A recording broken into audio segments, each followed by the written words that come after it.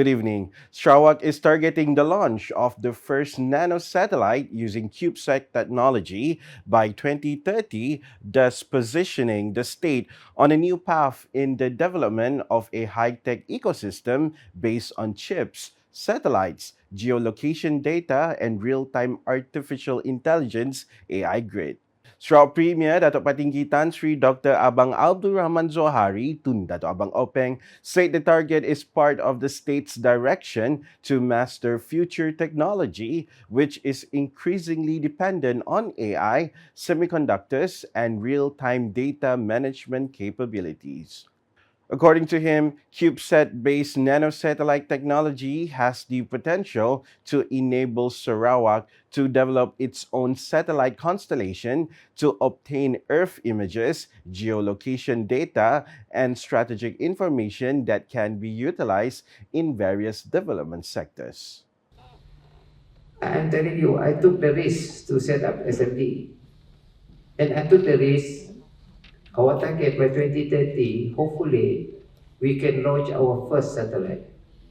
Which is nanosatellite using CubeSat. Cube satellite, where you form a constellation of a group of satellite that can get the image from the Earth. They call it geolocation. He said this during the Sarawak Agenda Town Hall session, Sarawak Towards the Future, in conjunction with Lan Berambe Anak Sarawak 2026 UK edition on Sunday local time here. Commenting further, the Sarawak Premier said that future technology will be strongly dependent on the capabilities of chips, satellites, and AI grids that are interconnected in real time. Therefore, he stressed that talent development in the fields of semiconductors, AI, satellites, engineering, and data must be strengthened to ensure that Sarawakians are able to meet the needs of the new economy by 2030. Meanwhile, AI hydrogen and semiconductors are among the main cores of Sarawak's future direction in building a new economy that is more sustainable, competitive, and in line with global technological changes. Dato Patinggi Abang Zohari said that the direction was formulated after the state faced major challenges, including changes in the national political landscape as well as the COVID-19 crisis, which affected the economy. According to him, the situation prompted the Sarawak leadership to formulate the post-COVID-19 development strategy, PCDS 2030, as the basis for the state's long-term development. So against all this background, Fazluddin, where are we? Where are we? Sama ada kita nak stagnant, you want to go up the graph, or you want to be trajectory like that. To me, anak Sarawak, kalau beri peluang boleh tahan you. Anak Sarawak, you people beri peluang boleh tahan, you can be like that. We can compete with other people. That is why kita pun economic policies kita change with the issue, global issue on climate change. We opt to find alternative energy.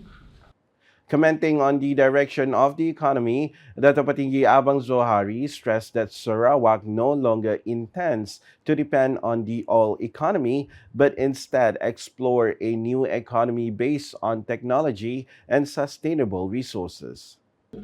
I think we have reached a level until 2035. Now we are first quarter 2026 to 2030.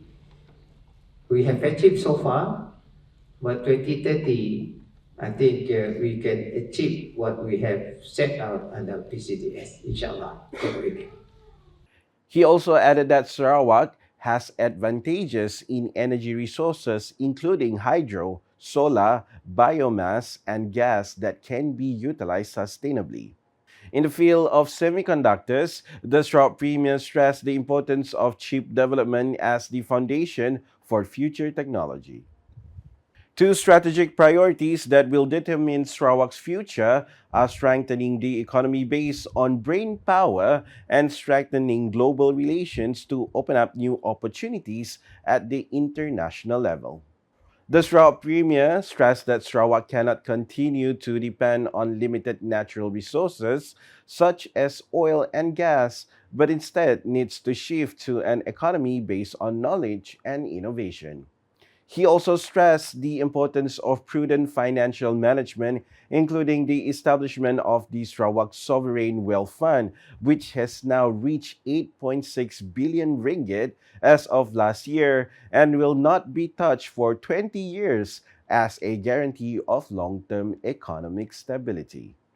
While you are still young, to enhance your brain power. In other words, to explore new areas, particularly towards the new global economic landscape. And if you are strong in your brain power, God willing, Sarawak success will be sustainable. He explained this during the Anak Sarawak dinner on Sunday local time. In addition, Dato Patigi Abang Zohari stressed the need for Sarawak to strengthen its international network through increased global connectivity, including the establishment of its own airline, Air Borneo, and the strengthening of the role of strategic ports such as Bintulu Port.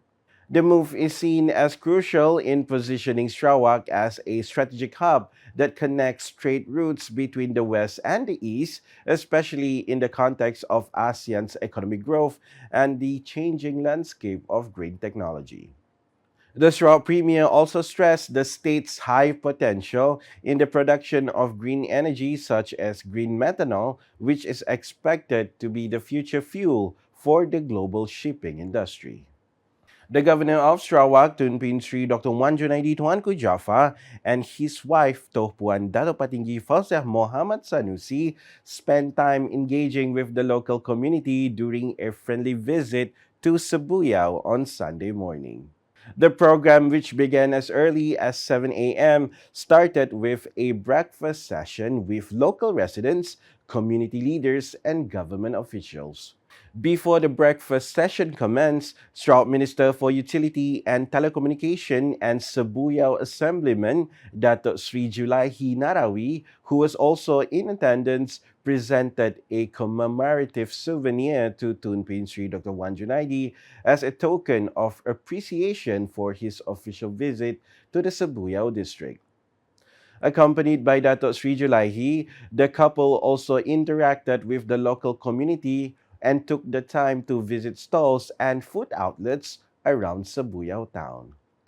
The visit provided an opportunity for Tunpin Sri Dr. Wan Junaidi to interact closely with traders and residents while personally observing the atmosphere and economic activities of the local communities.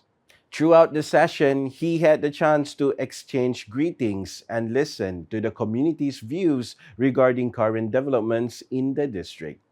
Following the conclusion of the breakfast program, Tunpin Sri Dr. Wan Junaidi and his wife continued their official journey to the Sebuyau Jetty Terminal before departing for Lingga to attend their next program. The Kembara di Astana program continued with a stop at Lingga town on Sunday, providing an opportunity to engage with the local people and reach out to the community in the area.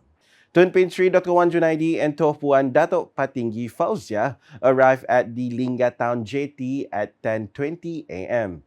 Upon arrival at the jetty, the delegation proceeded to Dataran Lingga for a photography session before continuing the program at the Al-Hana Lingga Mosque Hall.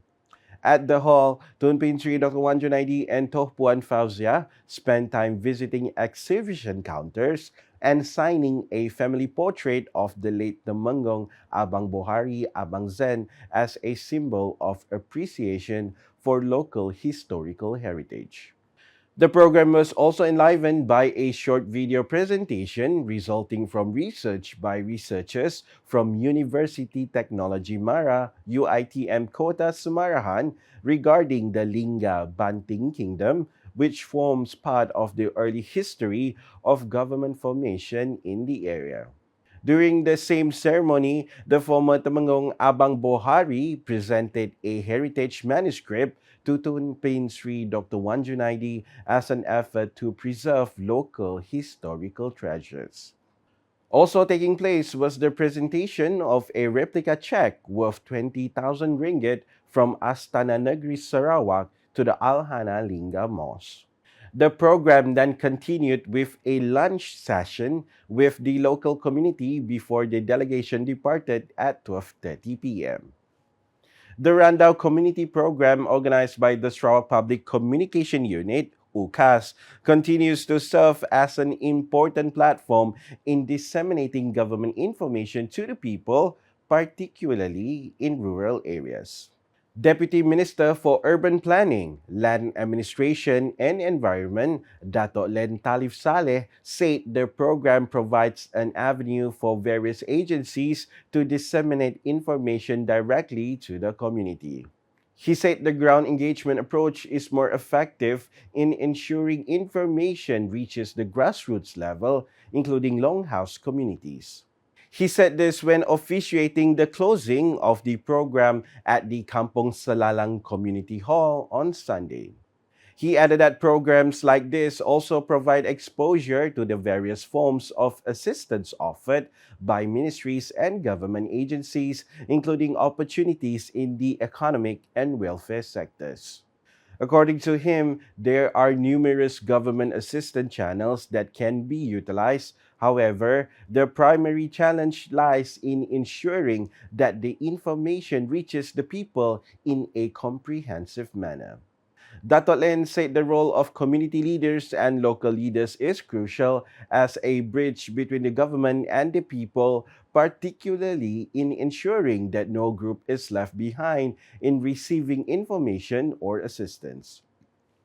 And that's the English edition with me, Nicholas Zechariah Boni. More news can be found in our official portal, ukas.sarawak.gov.my, and social media platforms, including Facebook and YouTube.